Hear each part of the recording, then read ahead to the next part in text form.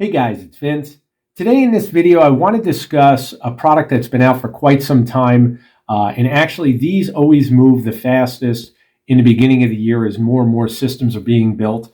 But I want to cover why this design, I think, will help many of you as you're building your own system. Because again, everybody's looking to save money. I totally get that. And you guys all want to do it right.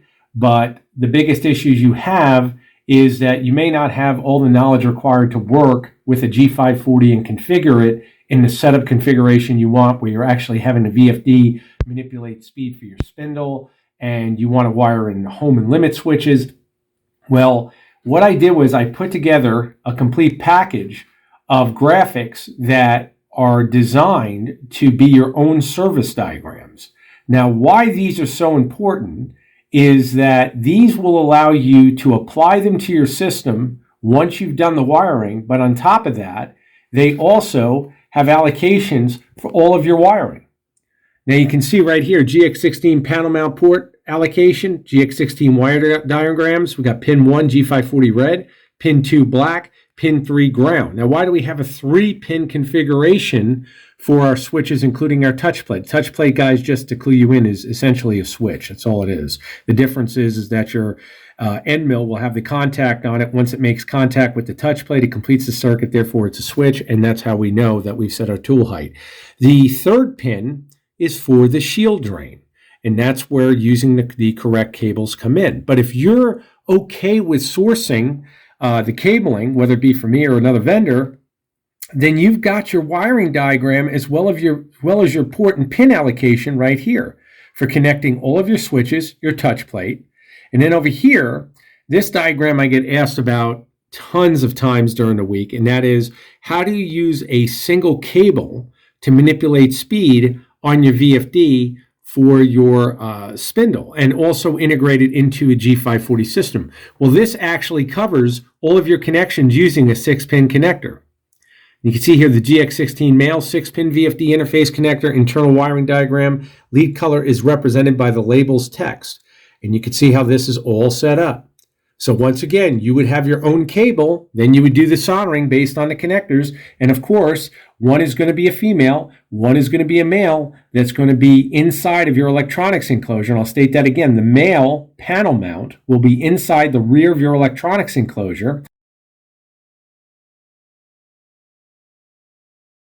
The Master Edition enclosure, you can see we've wired it already to incorporate the actual spindle output. So the GX16 6-pin right here is wired with all of his actual wiring diagram on the system. So if he ever needs to service the system or doing initial hookup, everything is right there. But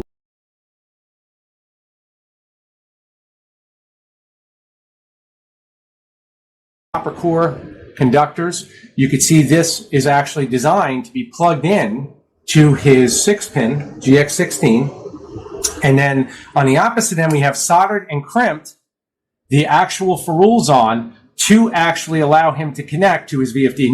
And the female gets installed to your cable. Once you plug the female into the male, you're all set and just following the wiring diagram. Now on top, relay settings for Mach 3. Go to ports and pins. Go to output number 1. Put a check. Port 1, pin 17 to activate it. There you go. Now you're all set with your allocation inside of Mach. Once again, I design these for the same principles when I design my systems and include them for my clients, but they will work just as well for you doing your own system. And once again, the beauty of this is you could just lay them here and work with them this way, and in this way you're set. Now, of course, you will have to purchase the correct color leads to match the diagram, but because I have certain guys that'll say, I like using my own same color leads, it's cheaper. Well, it's cheaper, but you can't allocate easily which wire is which. That's why we use different color leads. Okay, so whenever you see engineers using different color leads, that's why they're using them. So you can allocate what each lead does. Here's your relay to wire up the relay. Relay 48 volt, 30 amp. Dry contact configuration. For those of you not understanding what a dry contact configuration is, that simply means that there is no voltage and no amps running through the relay. The only thing that the relay is actually doing is closing a circuit, in which case when that circuit is closed, that's what turns on and off your spindle. But you can see here, pin 1 GX16 blue wire, normally open. Pin 2, GX16 black wire, COM. And then over here, we got our G540 white lead, 48 volt red lead, because again, text is representing the color of the leads used for each of these positions on your terminals.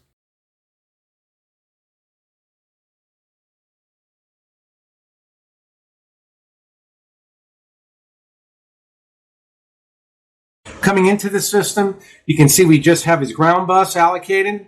And that's again for the ground drain coming in from the GX16 6-pin. Done many videos on this, nothing new. Ferrites installed on the signal cable coming from the 540 all the way over to the relay, which again filters our signals. We've got another ferrite internal here going from all of the manipulation signals from the G540 to control the RPM in the actual spindle and VFD. And then coming over here, you can see that we've got our relay mounted, toollessly mounted. Everything here is all set, and he's ready to go, along with, of course, the custom graphics set. So when he needs to service the system, everything is right there for him. Okay, so whether he's hooking it up or servicing it, you've got all your information. It's a very simple way. 48 volt terminal splitter here, ground bus. Now, you may not need the 48 volt terminal splitter. You might just need the ground bus. Either way, you can split this or select which way you're going to do it. Now, most guys will need a 48 volt terminal splitter if they only have a standard power supply, because most power supplies, unlike my own, are designed only around a 3-point terminal for power output. Mine is designed for 10. So I get a lot of guys asking me, why do you actually use a terminal splitter? I don't need it with yours, and I have to explain that to them. I design my power supplies around CNC use. Typical power supplies that we see in the industry, we're talking about switching power supplies, they are only usually 3 output. Keep that in mind. My power supplies also have a built-in EMI filter.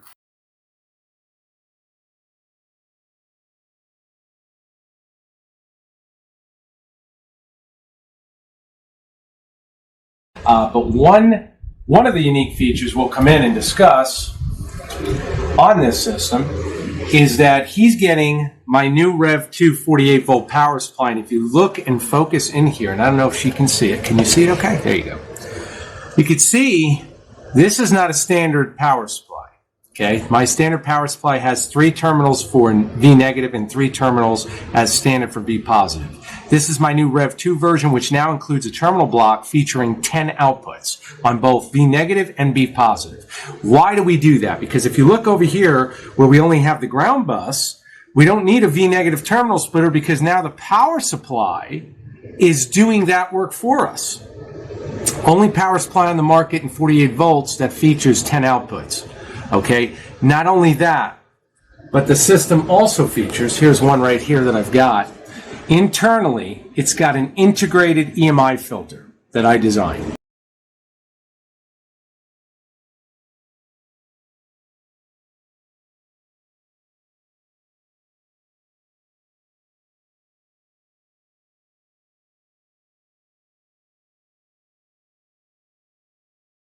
Okay, so again, very unique power supply designed around CNC use. So you can see here your terminal blocks. This makes your initial hookup for all of your accessories very quick and easy. You do not no longer have to split and add a V-negative terminal splitter, because the work has already been done for you, integrated into the power supply, and everybody's very familiar with these terminal blocks, very simple to use. And again, we do still go with the standard bolt-down terminals for our live, neutral, and ground. But the EMI filter is an actual integrated EMI filter. It's not a toroid filter. You'll see that in the listing for these when they come up. Coming over here, clean fan biweekly. I have guys that'll ask me constantly, when do I service my system? I'm a stickler to staying with a pattern of doing all of your maintenance. Cleaning your fan bi-weekly assures you're not going to have massive dust bunnies, and the fan is going to work optimally. Putting this on your system just reminds you of that. Gecko's contact information, should you require it. Make sure vent holes are unobstructed. This is, once again, what I put on my systems. Excuse me, whether or not you do it on yours, totally up to you, but it is a good reminder to let you know, hey, don't stack things on the enclosure and block all of the vent holes. The other thing to keep in mind, and I want to discuss this briefly because it's not something that comes up that much. For my guys in the States, like where I'm at now, I'm in Tennessee, but when you're in states that are dealing with high humidity, high heat, where I lived before was Florida, even if your vent holes are unobstructed, if you're machining outside with your system and you do not in a climate controlled environment, you're going to have a lot of heat and a lot of humidity going through that system. And that is not recommended. So keep in mind of the environment you're running your system in, whether you're using these stickers or not. Once again, climate controlled environment for CNC robotics. It is a robot and should be treated as such. I know it's an industrial application, but it still should be treated like a robot. And that means in a climate controlled environment. Many guys will argue with me on that. You do what you want. Your equipment will last longer and it'll certainly pay for itself shortly in doing so. Coming over here, labels for your 120, 220 volt for your power. I think that's just something I always like to do. I let my clients know exactly what they're working with, when they're working with it for safety. And again, it's great to have those for your own systems. And then over here again, GX16 male 6-pin VFD interface connector internal wiring diagram. Now this diagram can go on your power supply inside the enclosure. So if you take the lid off, you also have this as a reminder of how you wired your male panel mount. Now, whether or not you use this, I have a lot of my system builders that will use this. Okay, they'll be building systems for themselves or other clients with the G540, and then they'll use this for their clients as well because it just makes things easier. I mean, again, the whole idea here, guys, is that you don't have to guess when you have to service your system. Right here is your outputs for the G540 DB25 pin output. These settings reflect what should be set inside of Mach 3 and important pins. In order to allow Mach to communicate with the G540, you simply put in port 1, which is the G540 you're using, and then enter DB25 pin number allocated to each of the control options, which is down here. So you can see port 1 on all of them and pin number, and this is allocated to your DB25. Now, the thing to keep in mind, and this comes up a lot as well, let's say you're using an ESS or a UC400. The pin allocation right here never changes. So on the drives, DB25 parallel port female connector that's giving you access to all of these connections. Once you connect the UC400 or ESS, once again, these outputs never change. So that means that port 1, pin 1 would still be output 2, even if you're using an Ethernet controller. If you're using a UC100, unfortunately, once again, I don't recommend using USB controllers. If you do, again, these pin numbers do not change. So whether you're using a UC400 or the stock DB25 parallel port for the G540, port 1, pin 2 is still going to be X-axis step. Okay, so again, servicing your system, simple. Laying this down and being able to take this and build your system, simple. The next thing you would need to build the system correctly, and this is, I want to make very, very clear. Just because you have the wiring all laid out right here in connections, so to speak, what you do not have is the ability to use the theories behind providing a stable system. If you're a new guy, and what I mean to say is, doesn't mean you know how to ground your system properly. That's where using this in conjunction with over 400 videos I've put on my channel for free will allow you to go through and search grounding on my channel. When you do that, you use that in conjunction with the wiring, now you have power because you will have all of the theory combined with proper build wiring diagrams, and then you're set. And best of all, when you're done, apply them to your controller. You've got them for the future, and you're all set. Once again, these are made using 3M 8518 glossy over laminate to go over them, so these are laminated, waterproof.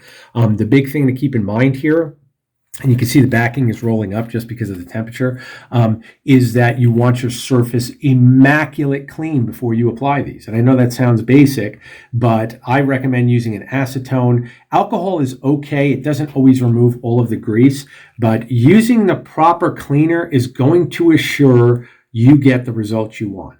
Take your time and make sure that you do it correctly in the sense that you clean everything. It's just like painting. The better you clean, the better off you are. So looking at these now and showing you exactly what we've got. And this one right here I want to cover real quick because this is going to save you a lot of time. And that is the G540 terminal block allocation sticker. The 540s do not come from the factory with their terminal block identified, meaning you don't know what 1, 2, 3, 4 is, 5, 6, 7, 8, all 12 of them, unless you go to the user's manual. Well, I made it easy by giving you 2 of these So you know 1 through 4 is inputs, 5 through 6 is outputs, and then we've got 7, 8, 9 for our VFD connections, and then we have 10 for our e-stop and 11 and 12 for power. Once again, just lay this on your drive or in an area that is facing the drive correctly when it's mounted, so you know where your port begins and ends, and you'll be all set.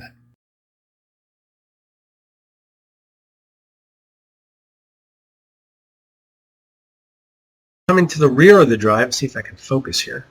There we go. You can see we have a drive allocation sticker, and I put this on all systems because if you ever do want to service your drive yourself, you've got this sticker instead of having to revert back to using the PDF manual for the G540. It makes it much easier and user-friendly to see exactly where your inputs are, your outputs, power hookups, and VFD hookups should you decide to go that route. So again, guys, I hope that using this in conjunction with the videos I'm going to put in the links is going to help you, once again, build your own system. The whole goal here, I know many of you want to save money, and I totally get that. You want to do the labor yourself. Some of you may really want to learn. If you really want to learn, this is the best way to learn, but you have to be practical. This is just wiring and settings for Mach 3. It's not theory. And that means you still need to understand best practices for grounding. You still need to understand best practices for working with double shielded cable. You still need to understand best practices for VFD working with, or if we're working with a plasma system, again, there's different genres. These are things to keep in mind. And the other thing is, these are applicable to a router or a mill. Regardless of what you're working with. I have a lot of clients contacting me, especially this time of year. I just did 2 quotes yesterday, was for Bridgeport Mills. And Bridgeport Mills can use a G540 with my 3.5 amp 1600 ounce NEMA 34s.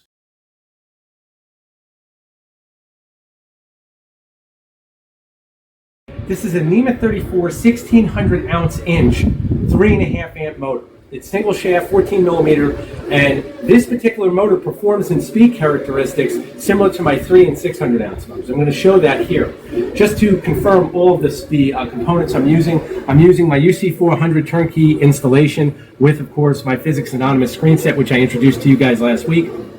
I want to just show you how this setup works, and then we'll cover why I'm discussing this, because ultimately there's some mass confusion that NEMA 34 motors cannot be made to be used with the G540. That is completely false. Not only is it false, a motor like this will easily run a Bridgeport mill if it has a motor adapter plate made, so you can drop down from a NEMA 42. That'll save you a boatload of money, and the motor adapters are always much cheaper. So again, it's something you guys need to consider. You want to look into the largest size motor required for your application that, again, is not going to break the bank, and there's only certain applications that require this.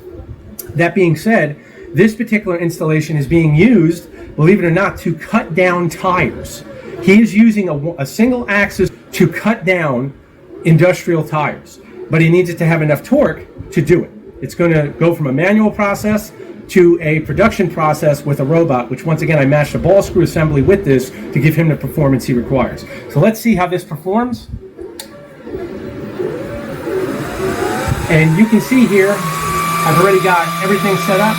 We're going to jog the motor right now. I have it set at 2,000 inches a minute. You'll see that real quick.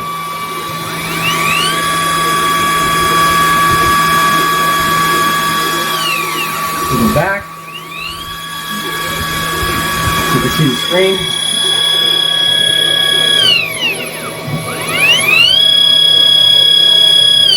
I'm going to go back to 0. Now, one thing I want to point out, when you come up here, config, and we go to our motor tuning, you can see that I have the acceleration set at 30 because we don't want a herky-jerky motion when we actually go to start and stop the motor. That being said, you can see here steps per unit set at 2,000, and of course, velocity in inches a minute is at 2,000. In this case, it's 1,999.8, and it rounds out to 2,000. So you don't need NEMA 42s, you do need NEMA 42 motor adapters, but it's the same wiring diagrams that would help you, once again, complete that half, and I call it a half of the build process. Once again, these diagrams in conjunction with the right theory, which are implemented in the videos that I've provided you for free, you work hand in hand together, you're going to be set.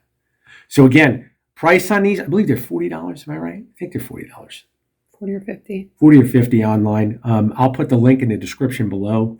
I'm going to put the links to the videos that follow these so you guys have, again, the best practices for grounding. Cabling. I supply all the cabling as well, naturally. There'll be links in the description for that. But the main thing is that you understand these are out there.